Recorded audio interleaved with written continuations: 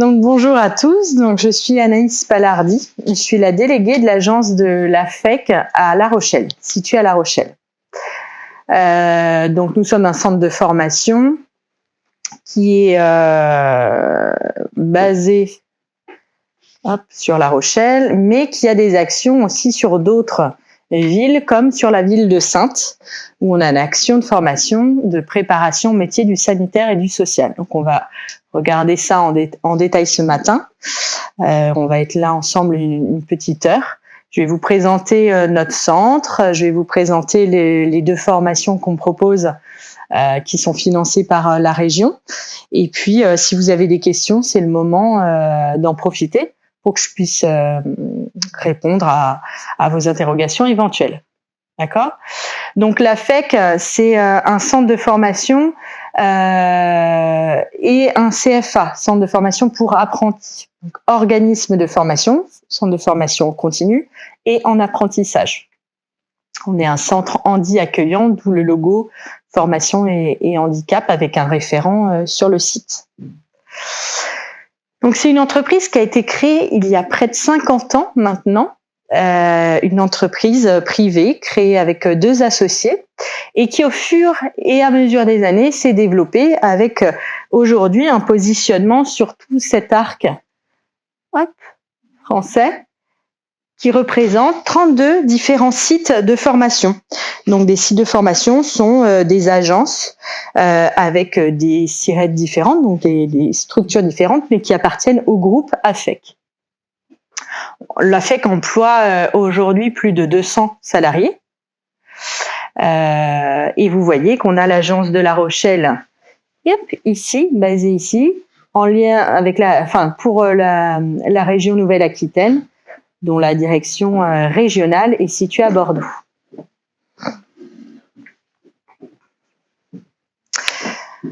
Donc je vous disais tout à l'heure, on est un organisme de formation et un CFA. Donc je vais vous détailler les différents grands marchés de la FEC pour que vous puissiez comprendre pourquoi je suis là aujourd'hui et ce que vous pouvez envisager. Sur la partie apprentissage, donc on va proposer des diplômes et des titres professionnels en alternance. Donc soit en apprentissage ou en contrat de professionnalisation suivant votre âge.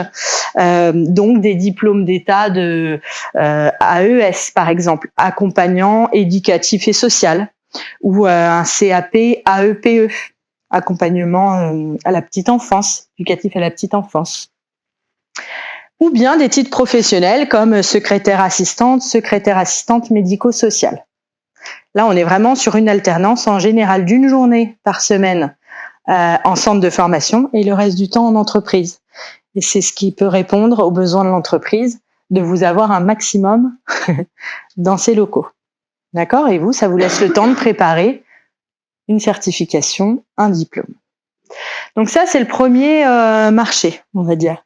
Ensuite, on a tout ce qui est formation continue, deuxième marché. On peut proposer ce même type de formation, un titre professionnel secrétaire assistante médico-sociale ou un CAP AEPE, mais là, on continue, donc sur une durée plus courte, parce que la formation, elle est tous les jours, avec des périodes de stage à chaque fois, pour que vous puissiez valider, comprendre tout ce qui est théorique et le pratiquer après en entreprise. Là, on va être sur un financement de formation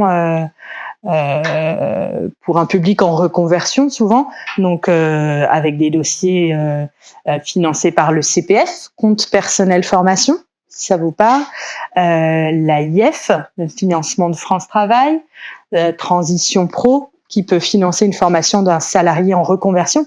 Il y a différents dispositifs et vos conseillers, ils peuvent à chaque fois vous accompagner, vous orienter, et nous aussi, bien évidemment, suivant vos profils, votre profil.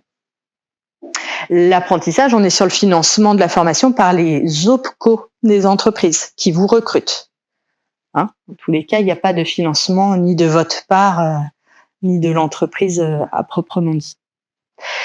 Et le dernier, qui nous intéresse plus particulièrement aujourd'hui, c'est tout ce qui va être marché par le biais d'appels d'offres. Donc, nous répondons à un appel d'offres pour une formation qui serait financée, par exemple, par la région, la Nouvelle-Aquitaine.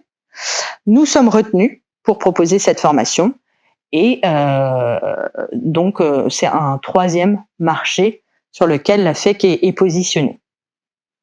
D'accord ? Ça veut dire concrètement que la formation est financée.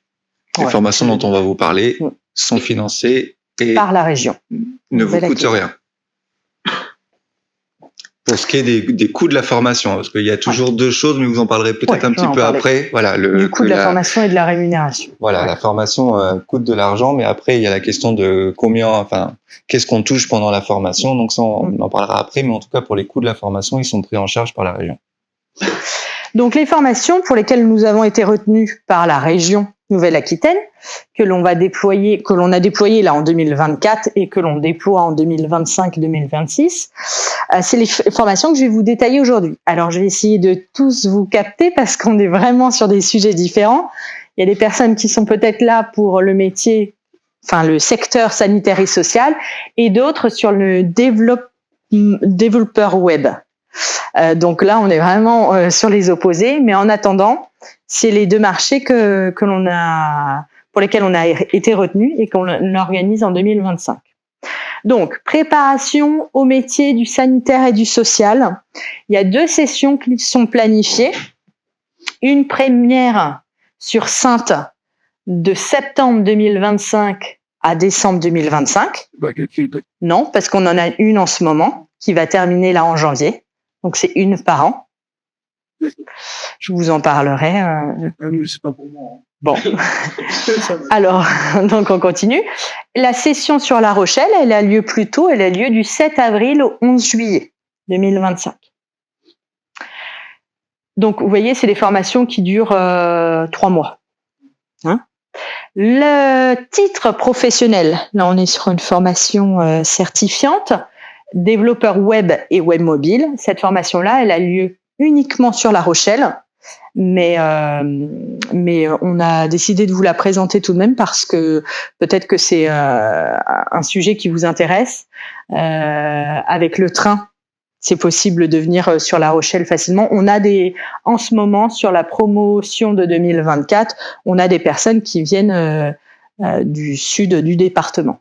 Donc, on a fait le choix de vous le présenter. Et là, cette formation, elle est du 19 mars au 12 décembre 2025. D'accord ? Est-ce que, juste pour avoir une idée, il y a combien de personnes qui seraient plus intéressées sur le volet sanitaire et social ? D'accord ? Développeur web ? D'accord ? Et qui ne savent pas trop, Oui, dans l'informatique, mais à ma question. Ouais, donc je peux orienter mon regard au moment où je présente la formation. Alors. C'est pour dormir. Est-ce que tu as un truc pour dormir ? Non, l'hébergement, il n'y en a pas. Ni Saintes, ni La Rochelle. Vous pouvez voir avec vos conseillers pour travailler. C'est pour ça aussi. Tu vois, Stéphane, tu disais tout à l'heure, c'est pas pour demain. Certes, mais du coup, en amont d'une formation, quand vous vous positionnez, même si elle est déjà payée et qu'il n'y a pas cette question-là à se poser, comment est-ce que je vais y aller ? Comment est-ce que je vais dormir ? S'il faut trouver une place, tout le monde n'a pas visiblement, puisque la personne à côté de toi se posait la question. Donc, il faut se poser cette question pour pouvoir prendre des réservations. Non, il n'y a pas de cantine. Il y a des espaces de restauration, par contre, des frigos, des micro-ondes mis à disposition pour que vous puissiez ramener votre repas. Et puis des petites épiceries ou des snacks autour des centres. Ou cafétéria quand c'est pour Saintes. Alors, comment on accède à ce type de formation ? Les deux. Hein. Alors déjà, nous, on organise des informations collectives, comme celle pour laquelle vous êtes venus aujourd'hui. Moi, j'en organise au moins 3 avant le démarrage de chaque formation, donc 1 mois avant, enfin 1 par mois, et 3. Souvent, c'est sur le lieu de formation. Donc, vous pourriez être invité à venir participer à une information collective. Et dans ce cas-là, c'est soit sur notre site à La Rochelle ou sur le site que l'on loue à Saintes. Ou bien, si vous n'êtes pas disponible sur ces dates d'information collective, on propose des rendez-vous individuels. Là, dans ce cas-là, vous venez sur La Rochelle, on prend un temps ensemble d'échanger sur votre projet, d'échanger sur la formation, donc de faire un entretien individuel sur vos motivations et de passer un test de positionnement. Dans tous les cas, que ce soit sur une information collective ou un rendez-vous individuel, il y a un test de positionnement qui est à passer pour vérifier au niveau des prérequis si on vous met pas trop en difficulté d'intégrer une des formations. Ou alors, on adapte aussi le contenu. Par exemple, si une personne serait intéressée sur le titre professionnel développeur web, mais a trop de difficultés en français, on va lui donner accès à un module en ligne pour travailler son orthographe, sa grammaire, tous les jours, enfin, accès illimité pendant la formation pour l'aider à bien réintégrer ses règles de français et pouvoir faire son rapport, son dossier professionnel avec le moins de fautes possible. Voilà, donc c'est aussi, ça permet d'adapter. Oui. Par exemple, pour la partie formation développeur web, est-ce qu'il y a dans les modules qui sont compris dans la formation, ça sera que lié à l'informatique ou est-ce qu'il y aura des cours, par exemple, d'interview? Non, ça sera, il n'y aura pas de cours d'anglais. Par contre, il y aura accès à des modules en ligne si besoin d'approfondir l'anglais. Il y a un niveau, il y a un prérequis en anglais qui est attendu sur cette formation-là. On en parle après. Pour toutes les formations, que ce soit développeur web ou sanitaire et social, comme on est sur un financement en région, vous avez accès à des modules transversaux, la citoyenneté par exemple, la protection de l'environnement, le développement durable, qui sont des modules intégrés à la formation et qui n'ont rien à voir par exemple avec peut avoir avec le sujet technique du développeur web. Voilà. Ok. Bon. Donc, première étape, réunion, rendez-vous individuel. On vérifie les prérequis et votre intégration dans cette formation. Et dans tous les cas, il va falloir soit que vous ayez une prescription. Ça peut être par France Travail, la mission locale, enfin la personne qui vous accompagne sur vos projets de formation et d'emploi. Soit une auto-prescription. Ça veut dire que c'est vous-même qui candidatez à cette formation et c'est en ligne sur le site cmaformation.com. Ça, c'est ouvert. Si par exemple, je ne vous connais pas et votre prescripteur, votre conseiller mission locale vous inscrit, moi, je vais pouvoir avoir ce visuel-là et vous inviter à la prochaine information collective.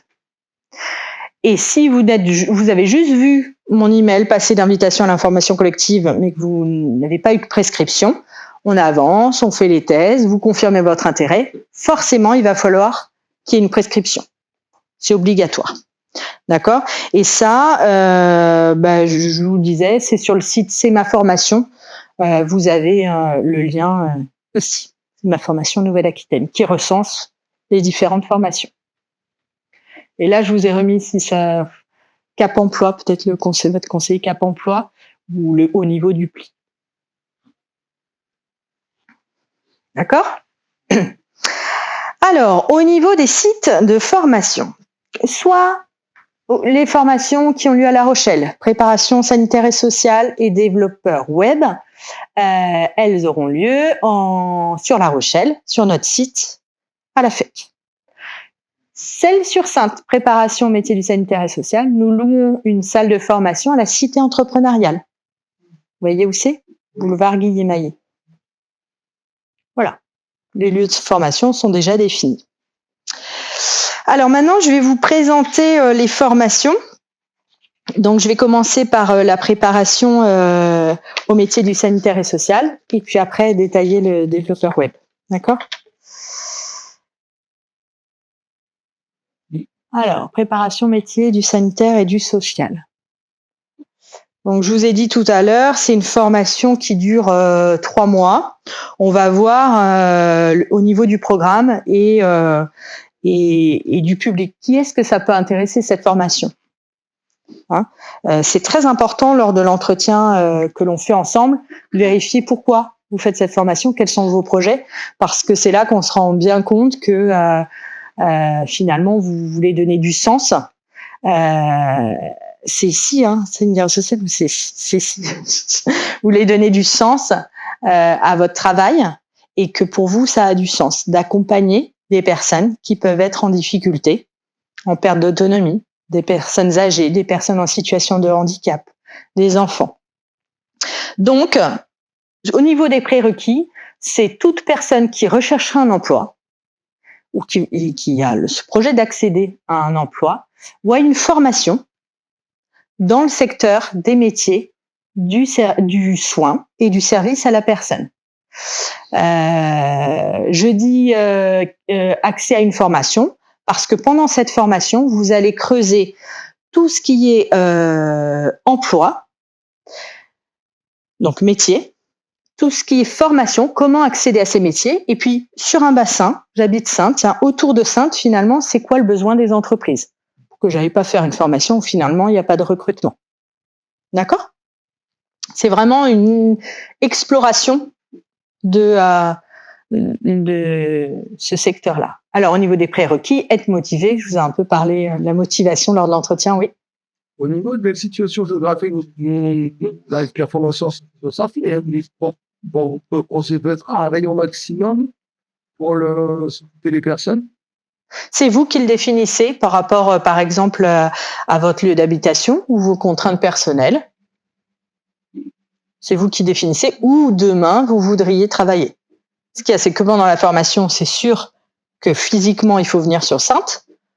Après, c'est peut-être 3 mois où vous faites cet effort-là parce que finalement, vous habitez à Jonzac. Et demain, c'est à Jonzac que vous irez travailler.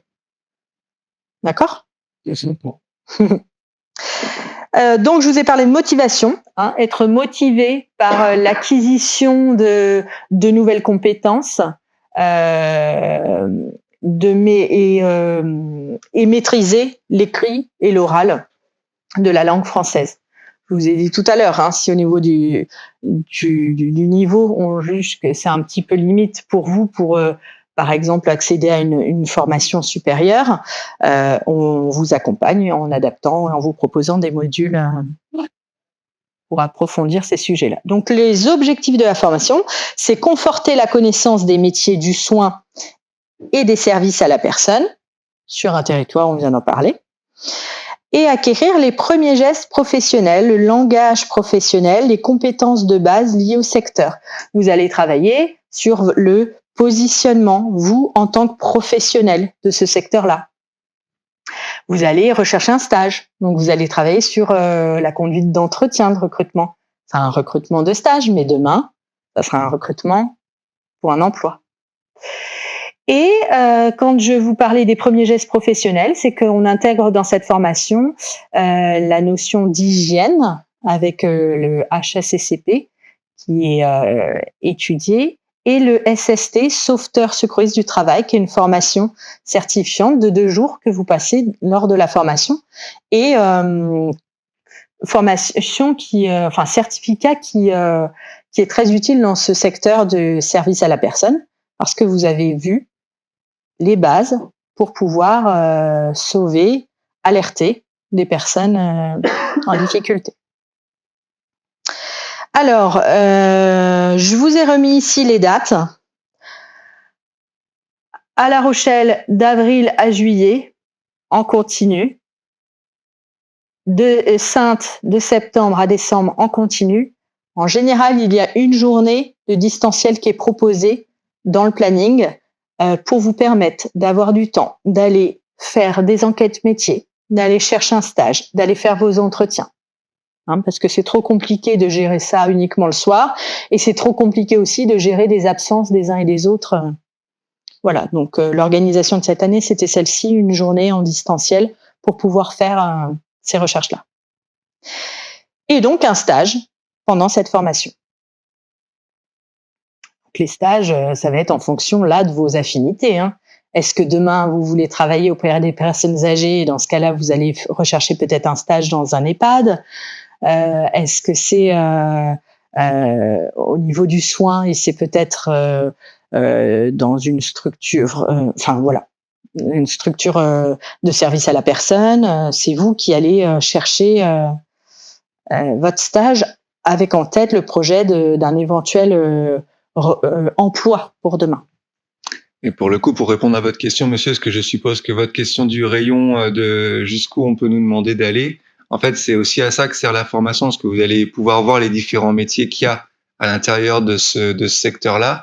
Il y a effectivement le secteur de l'aide à domicile qui en fait partie, où là, vous devez vous déplacer à différents endroits. S'il se trouve que la mobilité, c'est quelque chose de compliqué pour vous, ou en tout cas que le rayon de votre... là où vous pouvez vous déplacer, il est restreint, il y a aussi la possibilité de choisir de travailler en établissement, soit dans une maison de retraite ou dans un établissement pour personnes handicapées, ainsi de suite. Donc c'est... la formation vous demande pas en amont sur quel rayon vous pouvez intervenir, à part aller en formation, quoi. Mais ce sera l'occasion pendant la formation de vérifier ce qui est le plus adéquat pour vous, quoi. Effectivement, c'est juste une curiosité par rapport au stage, si ça faisait bien. Bien sûr. Ok. Par contre, du coup, il y a qu'un seul stage pendant toute la formation? D'accord. La formation, elle dure 3 mois. Ouais. Et il y a un stage plutôt vers le dernier tiers de la formation. Ok.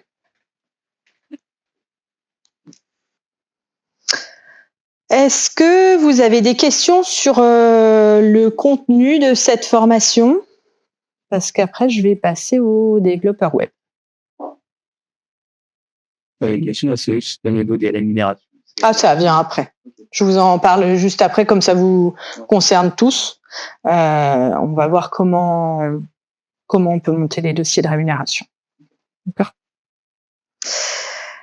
Donc, développeur web. Alors là, j'ai une petite vidéo qui vous permet d'avoir rapidement un visuel.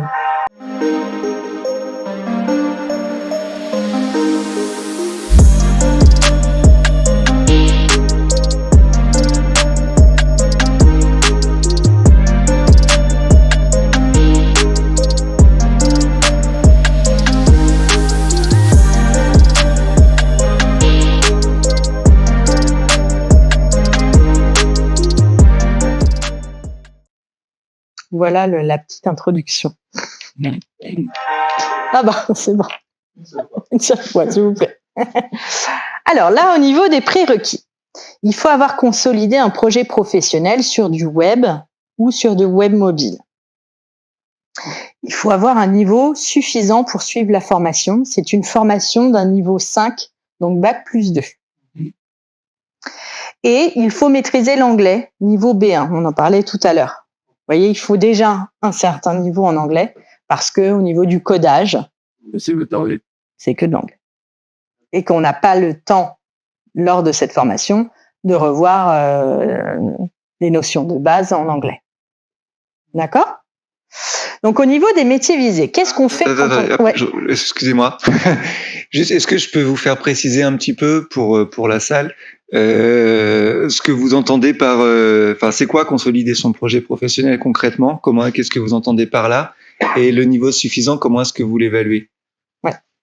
Alors, niveau suffisant, il est évalué lors d'un test de positionnement, comme pour toutes les autres formations.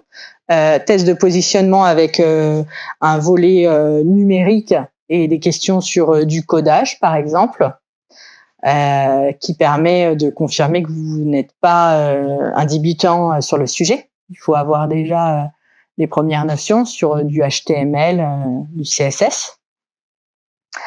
Et la deuxième question, consolider un projet, là c'est lors de la formation. Il y a un projet fil rouge qui est à construire pendant toute cette durée de formation. La formation, elle dure 9 mois. Ce projet, il sera présenté à un jury et c'est un projet sur, on va le voir juste après, du back-end ou du front-end par rapport au développement d'applications numériques. Du coup, faut avoir déjà Ouais. Y avoir déjà touché un petit peu, en tout cas, c'est ce qu'on appelle, quoi. Ça fait partie d'avoir consolidé son projet. Et pour le niveau suffisant, le test en amont, du coup, Ouais. il est sur du pro, sur ce qu'on va faire. Enfin, Ouais. c'est pas un test de. Il y a une traduction, par exemple, d'un petit paragraphe en anglais. Donc, c'est comme ça qu'on va évaluer le niveau en anglais Par rapport pour aux vérifier compétences. que ce soit bien compris. C'est de l'anglais qui est plutôt à traduire en français. Et puis, des questions, par exemple, sur le codage bien spécifiques. Ok. Ouais. Donc, autant afin que autodidacte, que c'est déjà annulé, on peut pas. Non. Non, parce qu'un autodidacte, il peut s'être formé de manière autonome sur le HTML et le CSS en suivant des tutoriels ou en étant passionné sur ce sujet-là et en ayant déjà codé. C'est le cas sur notre promotion qu'on a actuellement. On a 13 stagiaires. C'est le cas de personnes qui, de manière autodidacte et passionnée, ont réussi à avoir un niveau suffisant pour pouvoir intégrer la formation et qui ne sont absolument pas en difficulté Donc, c'est sur ce jeu-là. obligatoire. Ça, on est suffisamment à l'aise. Eh ben, si vous êtes à l'aise, ça veut dire que vous l'avez déjà fait, que vous le maîtrisez.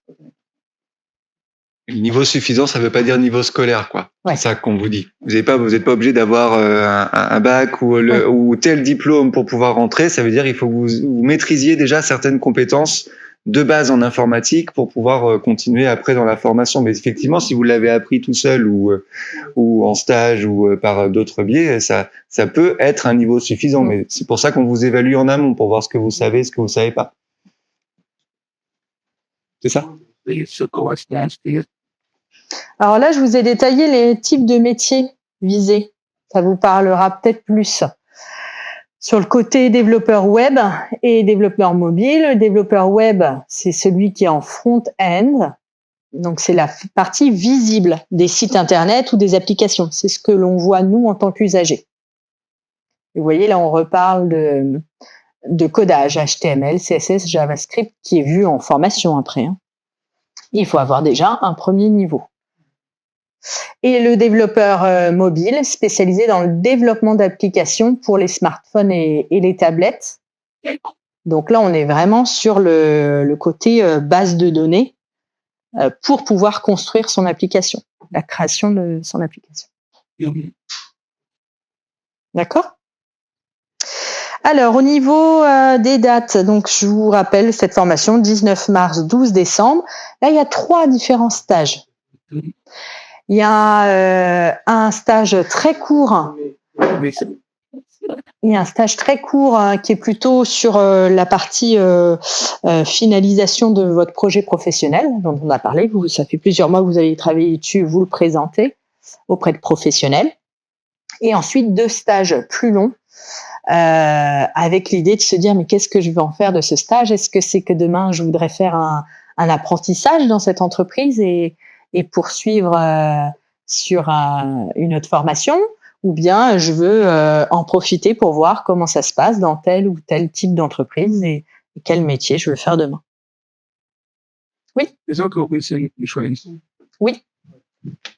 Donc nous, on a un réseau de partenaires où on vous aide à partager votre candidature, mais c'est vous qui faites votre candidature. Il y a des ateliers de techniques de recherche d'emploi aussi. Mais c'est bien vous qui nous le partagez et c'est vous qui choisissez en effet dans telle ou telle entreprise. Et les stages durent combien et pour à peu près? Alors, je vais vous dire ça précisément. Il y a un stage qui dure 1 mois. Ah oui. 4 semaines consécutives, tout le mois de juillet. Et il y a un stage qui dure, pareil, 4 semaines en septembre. Et le stage, la semaine qui est soit planifiée en novembre ou juste avant votre départ en entreprise, comme c'est avec des professionnels. Beaucoup de pratique en entreprise, du coup, Ouais. quand même aussi. Hein. Oui, et il faut quand même attendre. Vous avez vu, ils arrivent quand stage. même loin, parce qu'il faut attendre d'avoir consolidé toute une partie théorique, un certain niveau en formation. Alors le schéma qui a été construit cette année, c'est le lundi en nos 5 différents sites de la FEC qui ont été retenus pour cette formation Nouvelle-Aquitaine. Donc il y a par exemple Bayonne, Agen, Angoulême, La Rochelle. Bon.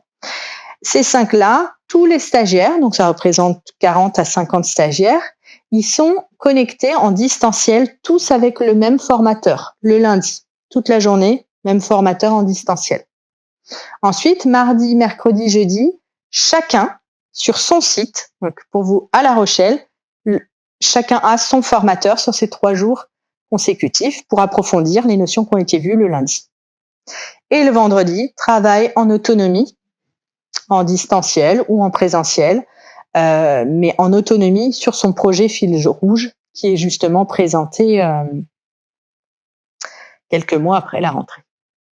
Donc ça, c'est le schéma actuel et que l'on va très certainement reconduire parce que c'est vraiment satisfaisant d'allier et du distanciel et du présentiel et du temps sur votre projet. C'est une formation qui est très intense. Il faut être disponible à travailler, même s'y remettre le soir ou le week-end. Le projet professionnel qui a présenté devant un jury de professionnels et demande du temps à y passer. Est-ce que vous avez en tête 2-3 exemples de ce que les étudiants qui sont dedans là en ce moment font en stage, ce qu'ils ont réalisé, ou juste pour donner une idée concrète, quoi, palpable. Alors, je vais pas rentrer trop dans le détail parce que ils sont pas encore partis en stage. Par contre, ils ont chacun des projets professionnels et des projets de stage pour lesquels j'ai déjà entendu. On est par exemple sur la création de sites internet ou d'applications pour des entreprises qui n'avaient rien. Donc il y a un sujet, là j'en ai 2 en tête, un sujet de création avec parfois peu d'accompagnement sur le côté technique. C'est une entreprise qui a besoin justement de quelqu'un pour l'accompagner à développer son site internet ou son application. Donc ça c'est. Après il y en a un autre avec un projet de 100% distanciel. C'est un stage en distanciel parce que après tout c'est aussi une nouvelle modalité sur une entreprise qui n'est pas en Nouvelle-Aquitaine. Et là par contre il y a un accompagnement bien plus approfondi par d'autres développeurs. C'est intégrer une entreprise dans laquelle il y a déjà des développeurs et ils travaillent sur ces mêmes sujets. Un module sur une appli ou un truc plus précis, du coup, s'il y a et beaucoup plus approfondi pour aller développer sur cette partie-là spécifique du site internet, comment l'acheteur, l'usager peut aller chercher l'information. Voilà. Je continue sur la rémunération. Ça s'adresse pour tout le monde. Pour tout le monde. On reprend tout le monde dans l'histoire. Donc là, on vous l'a dit tout à l'heure, c'est une formation qui est 100% prise en charge par la région Nouvelle-Aquitaine. Donc il n'y a aucun frais qui est à votre charge, mis à part un éventuel frais de déplacement pour aller à la formation. Sinon, le coût de la formation est pris en charge par la Nouvelle-Aquitaine. Ça, c'est la première chose. Et la deuxième, c'est la partie rémunération. 2 cas de figure. Soit vous êtes indemnisé par France Travail et vous avez des droits qui vous couvrent pendant toute la durée de la formation. Dans ce cas-là, votre indemnité continue. Pendant votre formation, vous percevez la même indemnité que si vous étiez demandeur d'emploi, en recherche d'emploi. Deuxième cas de figure, votre indemnité de France Travail ne vous couvre pas sur toute la durée, ou bien vous n'avez pas d'indemnité de France Travail. Par exemple, vous êtes bénéficiaire du RSA, de l'ASS, et c'est aussi possible pour les personnes en situation de handicap. On va pouvoir monter un dossier de rémunération auprès de la région. Donc, c'est vraiment...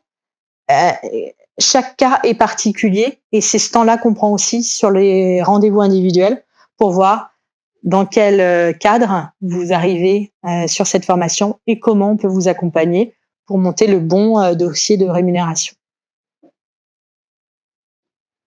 tout cas, il faut en comprendre qu'il y a toujours un minimum, quoi. Oui.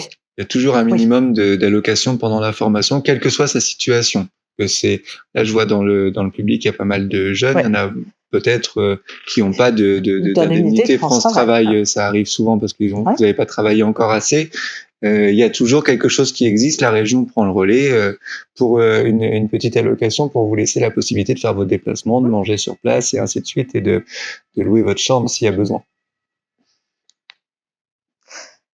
Si jamais c'est pas suffisant aussi, on voit ça avec vous, hein, mais on peut monter un dossier individuel, le fonds social auprès de la région, qui peut vous accompagner pour vous aider, par exemple, à payer des déplacements. Tout à l'heure, je disais peut-être que vous êtes de Jonzac, que vous venez en train, ou enfin, oui, un déplacement en train. Et ben finalement, pour vous, ça pourrait être un frein au début. Et c'est ça qu'on va évaluer ensemble, hein. Mais on pourrait monter ce fonds social de la région qui vous permet d'avoir une aide supplémentaire pour financer des frais de déplacement ou des frais d'hébergement. Par exemple, je vous parlais tout à l'heure du stagiaire développeur web qui est 100% en distanciel. Il a été évoqué que peut-être qu'il ferait une journée par semaine dans l'entreprise. C'est une entreprise à Paris. Et donc, on est en train de se demander, avec ce fonds social, est-ce que lui, il peut justement, une fois par semaine, aller à Paris, ou bien une fois par mois, enfin on verra avec le montant, mais vous voyez, pour vous dire des fois que les freins, on est là aussi pour les lever. D'accord ? Est-ce que vous avez des questions sur ce sujet-là ? Oui. Comment ? Ah ben ça c'est évalué avec le dossier de la région. Je peux pas, c'est trop particulier, c'est trop propre à chacun. Je prendrais trop de risques à vous dire un montant. Je sais pas si vous non. Le minimum est autour de 300 et après c'est vraiment en fonction. Après ça peut être au-delà en fonction de votre situation. Mais effectivement il y a tellement de cas de figure. Oui. Il suffirait qu'il y ait une personne déjà en situation de handicap, une personne qui a travaillé et donc qui a des bulletins de salaire qui vont faire que cette rémunération elle serait revue à la hausse, ou bien le RSA on l'a noté, ou une maman de 3 enfants. Enfin, vous voyez, c'est vraiment trop. Il y a trop de sujets là pour pouvoir s'engager sur un montant. Du coup, le stage, c'est pas considéré comme du travail. Par rapport à une rémunération, vous voulez dire supplémentaire de l'entreprise ? Non. C'est bien un stage non rémunéré. Un stage. Ouais. Après, c'est au bord de la week, pour être le stage aussi. Tu auras rémunéré s'il faut à une certaine hauteur sans être déjà. Ça dépend. Il y a des entreprises qui ont un accord d'entreprise qui dit que tout stagiaire qui est présent plus de 2 semaines a une indemnité de stage. Mais là, pour cette formation-là, on est sur des stages d'1 mois. C'est très rare. Eh ben, écoutez, moi, j'en ai fini pour vous présenter donc ces 2 formations qui ont lieu en 2025 à La Rochelle et à Saintes, organisées par la FEC. Il reste un petit quart d'heure. Est-ce que vous avez des questions ou des choses que vous voudriez que j'approfondisse ? Si on est intéressé par la formation, il faut, j'imagine, s'inscrire sur le site. Ou alors demander à notre conseiller si on est à la mission finale ou à travail. Oui. Sinon, vous pouvez aller sur notre site internet afec.fr et vous nous envoyez une demande d'information. Et puis là, on peut vous envoyer la plaquette, les plannings et la date d'information collective ou bien un rendez-vous individuel. Alors, obligation. Si on commence à faire la formation, stage et tout ça, on a des trucs à rendre chaque semaine, chaque mois, ou on peut se faire passer une semaine, par exemple pour du codage ou autre, on peut rien faire et rendre 2 semaines plus tard. Alors, ça sera au bon vouloir du formateur, de ce qui vous demande du travail rendu. Moi, en ce moment, je vois qu'il y a du travail rendu tous les lundis forcément sur cette journée qui est en distanciel pour tout le monde, et après de temps en temps avec le formateur qui fait ces 3 jours, ainsi que le vendredi pour voir comment la personne a avancé sur son projet. Ah bah oui, il y a un suivi. L'enjeu, c'est un titre professionnel. Hein, vous n'êtes pas du tout. Et donc, quand je vous demande c'est quoi l'obligation, c'est que attention, les places elles sont limitées, d'où notre sélection aussi, parce que si vous intégrez la formation, l'objectif à court terme, c'est que vous alliez au bout pour avoir votre titre, mais à long terme que vous ayez un emploi. Ça c'est clair. On voit bien plus loin.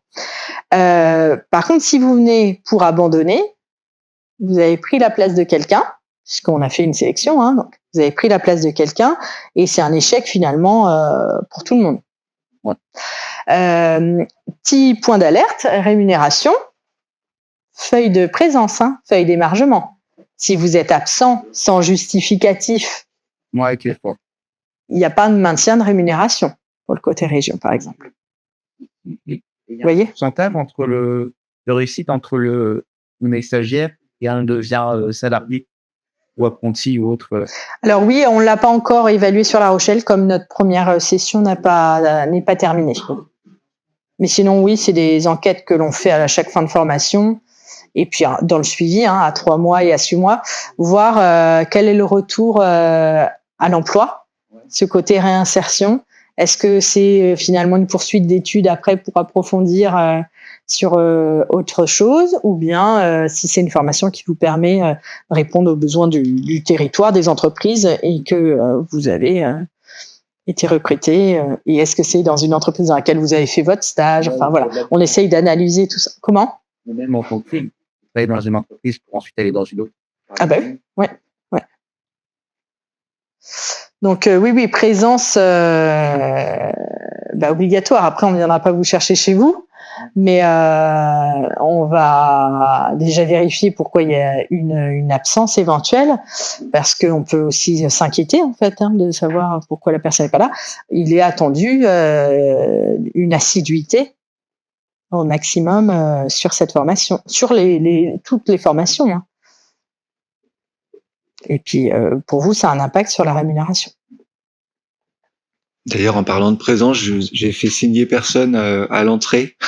Donc, avant de partir, vous me donnerez votre signature en repartant pour que je puisse prévenir que vous étiez ici. Pardonnez-moi pour la parenthèse sur ferme. Est-ce qu'il y a d'autres questions?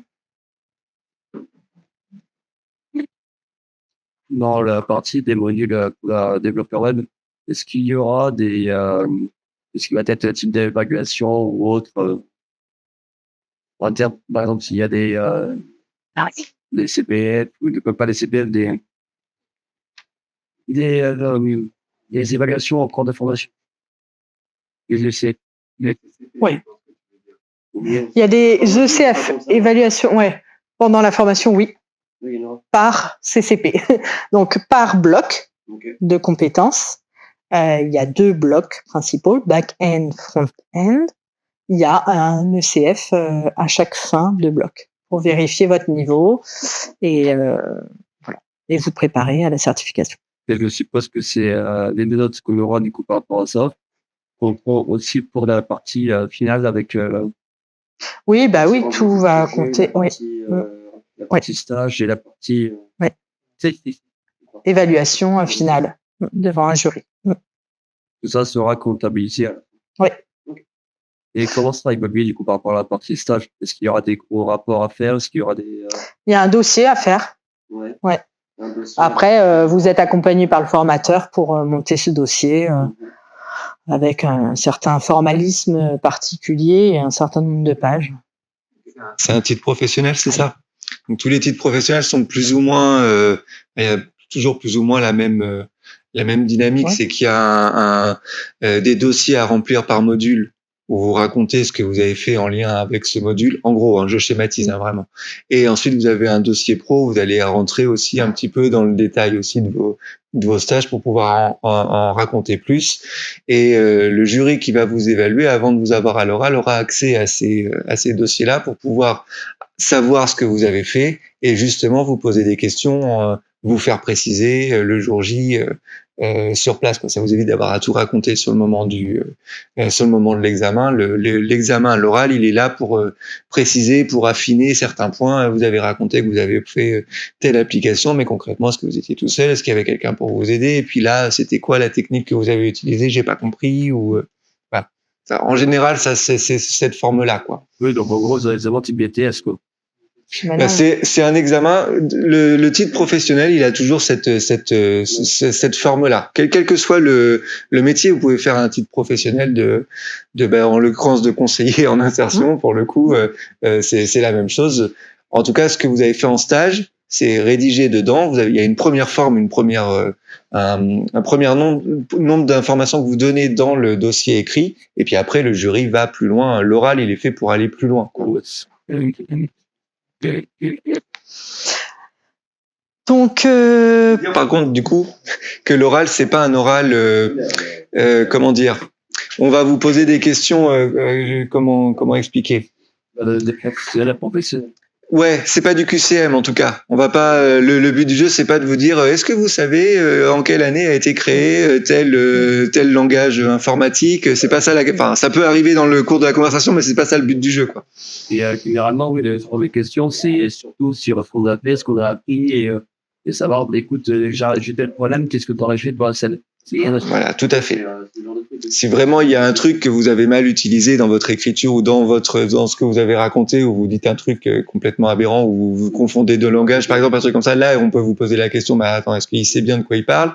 Mais sinon, c'est vraiment effectivement un échange à partir de l'activité, quoi, ce que vous avez fait.